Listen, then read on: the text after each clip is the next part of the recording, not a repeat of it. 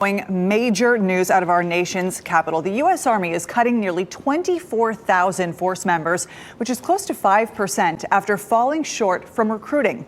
Officials say this will help the service fight in future wars. WRAL's Gilbert Bays is live at Fort Liberty. Gilbert, will this affect any soldiers there? Oh, no doubt about that, Ashley. You know, I reached out to the command here to see if I can get a response from them. They referred me to the Department of Army, and I'm waiting to hear back from them. Let's get this straight. This is the home of the Airborne and Special Operations. Now, this proposed cuts not only going to impact this post, but also the neighboring communities as well. Let's talk about some of the numbers. There are about 36,000 soldiers who make up the Special Operations Command. The plan would cut about 3,000 of those positions. The decision to make the cuts would reduce the size of the Army that grew during America's longest war in Afghanistan. It's also based on the Army's lack of ability to recruit soldiers into the ranks. The Army is allowed to have up to 494,000 soldiers.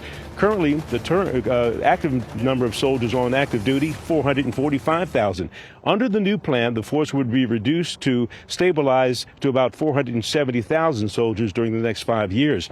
I had a chance to talk to Lieutenant General Donahue, who is the commander here of this installation, last week during a military media roundtable, and he talked about the future of the Army and this post. You know, so if you look at really the Chief Staff of the Army's priorities, right?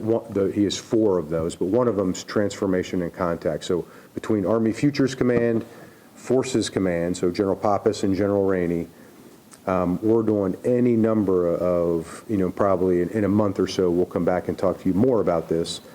But, you know, we are radically infusing these new capabilities into our formations.